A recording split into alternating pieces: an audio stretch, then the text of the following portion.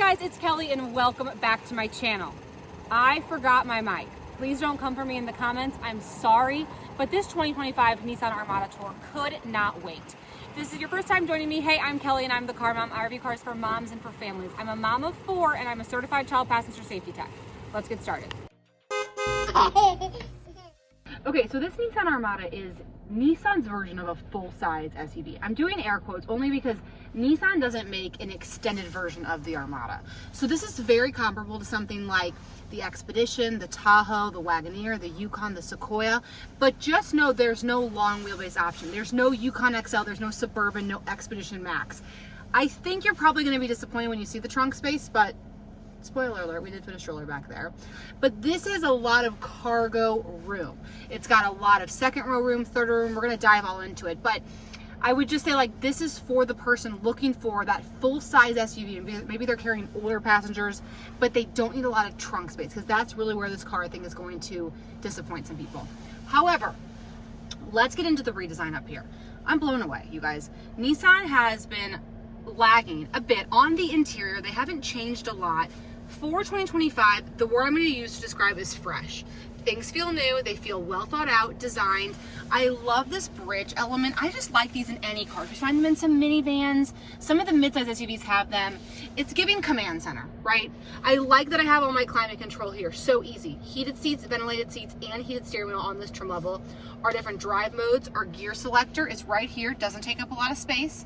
And I like that because then we get this nice phone cubby that wireless charges with 2 USB-Cs, 2 cup holders. Look at this. You can just close that up, nice and sleek. The center console is a little disappointing. It's just a little small for the size of the car.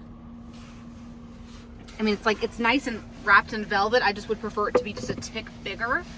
We've got a panoramic sunroof. Awesome. We also have a lot of good, oh, it always does that for me.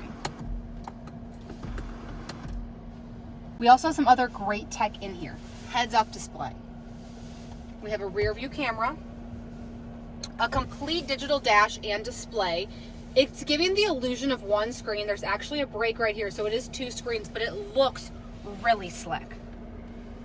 I even think the steering wheel controls feel very nice. You can control a lot from the steering wheel. It's leather wrapped. It's got good controls, automated cruise control, which is awesome. The seats are comfortable. I mean, very plush. They bolster out at night spots. They're quilted. They're two-toned. Like, I feel really good about the upgrades. It feels very luxury. It feels very similar to the QX80 that also just got redesigned.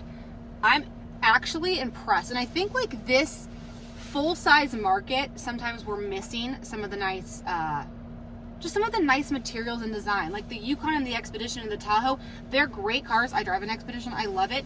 It's very basic on the interior, though. This is designed. I mean, look at this even. Soft touch, like a soft touch dash, kind of giving that faux leather look. I really like it. Now, this piano gloss black is interesting because normally I don't like this in a car because it's fingerprint city. I've been rubbing my hands on this, though. I mean, there's some fingerprints. It's not showing that bad. It's really not. Like, other vehicles will pick that up so much. I'm actually really, I'm liking this command center. I'm super into it. Okay, so I like the front seat. You know, it's got good mother's comfort features. Of course, that's important. But what about the kids? You know, I got 4 of them.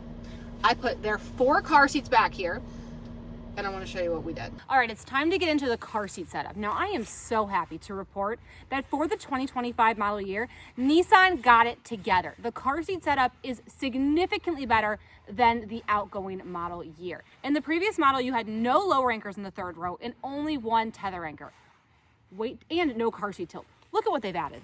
Let's start with the 2nd row. So we are reviewing the captain's chairs today. This is the Platinum Reserve trim, but you can get a bench seat in the highest trim level as well. So you have flexibility in terms of whether this is a 7 or 8 passenger car. Great car seat clearance. This is the Even Flow Shift dual ride. It's a pretty bulky infant seat, honestly. And look at that, you guys. I've got 6 inches of clearance. I mean, great for tall drivers and rear facing seats. I want to show you something really cool about, oh wow, I love this car seat. But I want to show you something cool that the Armada added for this year. A car seat tilt. So I have this base installed with latch. Look at this. I can tilt the whole seat. You can push it forward. These are on tracks, which is amazing. And then I can have my access to the 3rd row. So whether you have the bench or the captains. If you have a car seat installed with latch, if you have a booster seat here, really nice third row access. Something I really like that they've added is this pass-through, and instead of putting this in the middle, they've off-centered it. So like this second row still has the benefit of cup holders, charging, while still having an aisle. Or you could use the car seat tilt, of course, but I think this is a really great addition. Don't put it smack dab in the middle. I mean, my only note is I would love it to have the option to be removed. I think that would be cool, but I think this is a really nice upgrade. This is another rear-facing car seat I installed. This is the Britex Poplar seat. It's very compact front to back. Great clearance. I did a seatbelt installation on this one, so I can't do the tilt, but it's still installed beautifully. As far as our hardware is concerned for the car seats, okay, in the second row with the captain chairs, we have lower anchors and tether anchors in both seats. In the third row, here's the fun upgrade. 3 tether anchors across the back now. That is up from 1 the previous model year. 1 set of latch behind the passenger right here. Big upgrades. A lot of the full-size SUVs don't offer any latch in the third row. So while I wish they were in both seats, I'm impressed with the addition of at least adding them in one seat. Okay, I want to talk about my second row comfort as a passenger. So great legroom with the seat push all the way back. I think this is new for 2025. I would need to double check. I don't believe the last model year were on tracks though. This is huge. So the Toyota Sequoia, one of my biggest gripes with that car is the second row isn't on tracks. So you don't get to give your third row any more legroom unless you eat up your trunk space. It's kind of confusing, but it's kind of a pain. I love that this offers this kind of flexibility to give your third row more legroom. And I mean, look at that, even with it all the way pushed up, guys, I'm still comfortable. Like, that's really solid legroom. Okay, as far as the amenities are concerned, the Platinum Reserve does offer me heated seats back here. I have, look at all this charging, 2 USB-Cs, 2 more right here, and there's some in the third row. So like everyone is charging everything. I love that.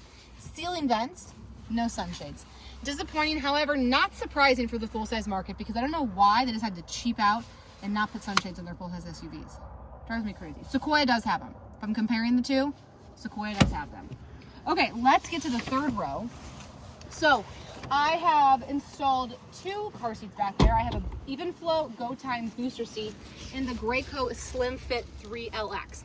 Now, third row is driving me a little crazy because there's non-removable headrests on the outboard seats. You can remove the middle one, not the outboard. Yeah, see, these non-removable protruding headrests are driving me crazy. That's going to affect car seat installations. You have to be very mindful about what goes here.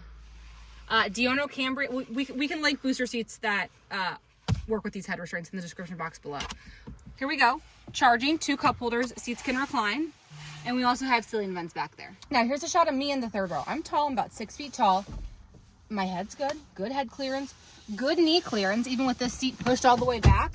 I mean, I'm fine. I'm a little tight, but I'm not braced against it. It's a deep bench. Do you guys see how there's a couple of inches of clearance? This is good. Sometimes third rows get a little shallow. This one's not too shallow. I actually like the third row. I'm comfortable. I like that I have the vent. I just need these things to remove. This one's removable. Come on, come on. And then for your third row passengers, they can tilt that. This tilts and slides. All right, it's time to talk trunk space. Now, I told you earlier, I think some of you are gonna be disappointed and know that you're not getting any more than this.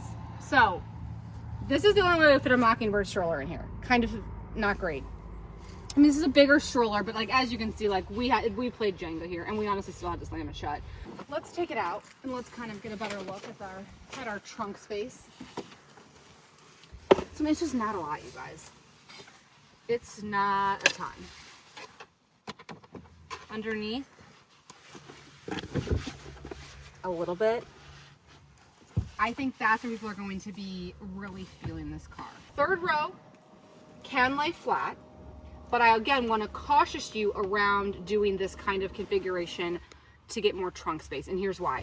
If you put just this third row flat and you start storing stuff here, a stroller, a Costco haul, there is nothing, it's not tied down, it's not protected. If you were to get in an accident, it could go flying at that car seat, it could go flying at that child, and it could just make the vehicle a lot more dangerous. So, whether you're using the third row or not, if you're going to get the captain seats, you've got to make sure that this is enough trunk space for your daily life.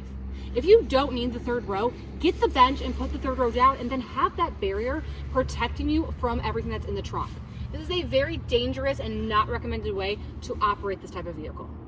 So anyway, that wraps up this Nissan Armada tour. Overall, I'm impressed with how they've updated the interior, and I'm very impressed with the small changes they've made to make it more car seat and family friendly. But Nissan, if you're listening, more lower anchors, make the headrest removable, a tick more trunk space, add sunshades, and then I might just drive one.